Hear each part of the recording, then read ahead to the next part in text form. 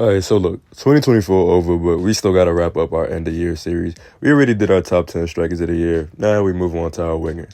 Now, just like the striker video, it is kind of hard to figure out where to place certain players. Lookman, for example, you can make the argument that he should have been in the striker video since he usually plays in the front two for Atalanta, despite the fact that he's always out left.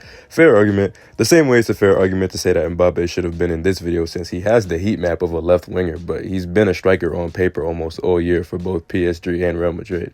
Unfortunately, what's done is done. It's an either or thing, so yeah, who really cares? It doesn't matter that much.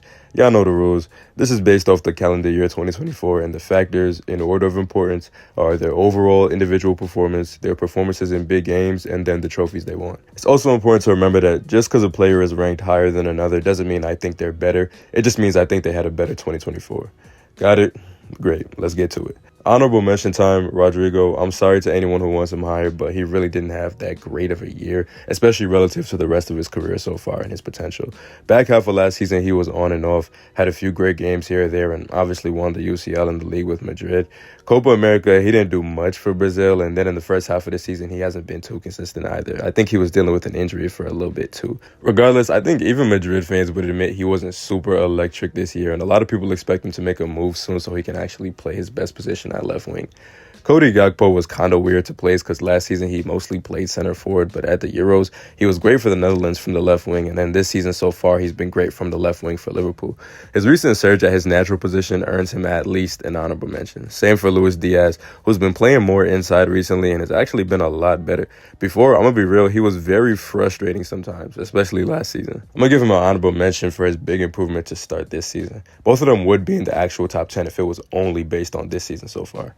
Jared Bowen gets an honorable mention for me too. One of the best mid-table players in the league. Finished off last season great. Had that hat trick against Brentford and great performance at St. James Park and then later on against Liverpool too. He's been decent to start this season despite West Ham being genuinely ass overall. I think an honorable mention is fine. Last honorable mention is Son. I wanted to leave him off this shit overall so bad because I'm still mad about that missed chance against City last season.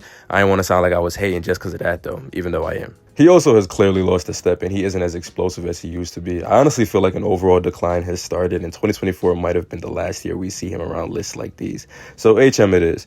An angry HM though. I'm making it clear I have an attitude right now. Bitch. Alright. Honorable mentions Dunzo. On to the actual list. First on the list is going to be Rafael Leao. He was pretty inconsistent all year, but he had his hot streaks. It's hard to put him any higher. I think 10th is fine. Every other game or so he pulls out some nasty shit, and he's very obviously one of the most talented players in the world. 9th is going to go to Christian Pulisic. He was dead-ass carrying Milan for a good stretch. There was a period earlier this season where it felt like he was scoring damn near every other game. From the Milan games I actually watched so far this year, him and Rajner... I'm sorry, hold on. I definitely just butchered that shit. Him and Reinders are the MVP of that club. Leao was so on and off that it's hard to say he was more valuable to them in 2024. Moving on, I'm giving 8th place to Michael Olise. Now, I actually think you could argue for him being higher. He was wilding for Palace at the end of last season. The only problem was all the injury shit with him barely playing games.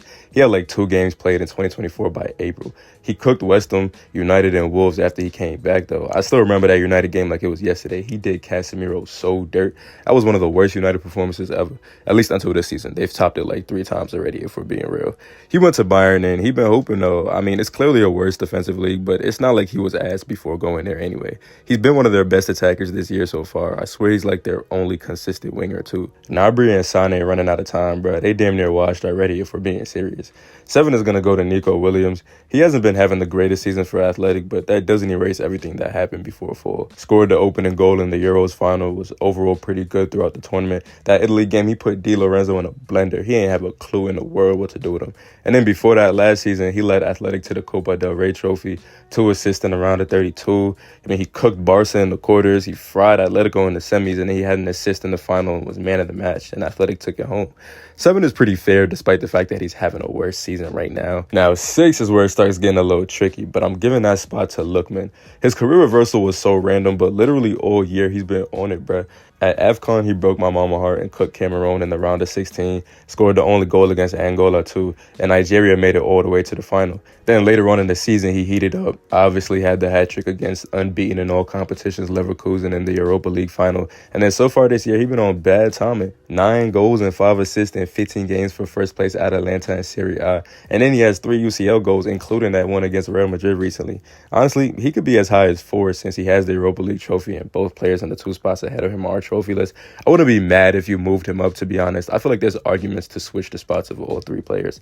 5 is going to go to Rafinha, who would have been higher, but it was so tight between him and the player above him. And the difference maker was the fact that for most of the first 2.5 months of the year, Rafinha was either hurt or not really doing shit. That first leg against PSG was where the switch really flipped, and he was good for the rest of the season and rest of the calendar year. The only thing is, he's not even really playing on the wing, and he's always drifting central. He really only played winger in 2024 for real last season. Flick put that shit to an end. So is it fair to have him here? I mean, he's still a winger on paper, and he did play winger for half the calendar year. I'd say it's fine on this list. It's not that deep, honestly. By the way, has anyone seen Rafinha's creation stats for this season so far? He's actually running rampant, bro. He has 64 chances created, and only one other guy in La Liga has more than 40. He has 19 big chances created, and the only guy closest is Yamal with 14. Speaking of having big chances created, Saka leads the Premier League in that category. He also has 19, and is still far and away the leader, despite his recent injury. He comes in at 4, and not only for his outstanding start to the season, he's genuinely been incredible from the first month of the year to the last. Obviously an occasional off game, but no actual bad period. After that bullshit FA Cup game against Liverpool to start the year, he scored or assisted in the next 5 games straight, including 2 braces and a crucial goal against Liverpool at the Emirates. Later on, he scored against Bayern in the UCL quarterfinals, and then he closed out the season with great performances against Chelsea, Tottenham away, and United away, all in the last 4 weeks of a title race that went down to the final day. That Villa loss and those Chris Wood misses are going to haunt me till the day I die, bruh. Odegaard, Havertz, and Saka all had insane stretches in the second half of that season that are afterthoughts just because they didn't win the trophy. At the Euros, Saka struggled at times but still had good games against Serbia and Denmark before that masterclass against Switzerland. After that, he was on a tear both in the league and the UCL this season before that fuck-ass hamstring bullshit. 5 straight games with an assist to start the season, a goal contribution against City away, Tottenham away, Villa away, Liverpool, and PSG within 2 or 3 months. It got so bad that people started making shit up to slander him. Out of Saka's 22 goal contributions so far this season, just 3 of them came from corners. Just 3. Twitter is deadass a cancer to this sport, I swear to God. I don't think there's any Saka stretch that's better than Rafinha's first half of this season so far, but from the top of the year to the bottom, I'd say Saka at 4 and Rafinha at 5 is valid. Wouldn't say a switch is crazy though, y'all got that. 3rd is going to go to Lamine Yamal. I'm sorry, having an all-time great Euros campaign at 17 is crazy. He got to be top 3. Tied the record for most assists ever at a Euros, had 8 big chances created, which was double that of the next closest player. Most chances created total too with 19. That's crazy. Not to mention how insane he's been for Barca to start the new season too. He got hurt recently too, but 5 goals and 9 assists in 16 league games. That's tough. Barca deadass look lost almost every time he doesn't play this season, and he saved them from dropping points on numerous occasions. Even last season, in early 2024, he was already rescuing them. He's the center of the club at 17, bruh. It genuinely doesn't make sense. Now, the top 2 was pretty hard to place because both of them had fair arguments to be first. It's pretty obvious that Vinicius Jr. and Mo Salah would be the contenders for number 1, but who should be first? Salah's off to a record-breaking start this season, and he's literally having one of the greatest seasons of all time.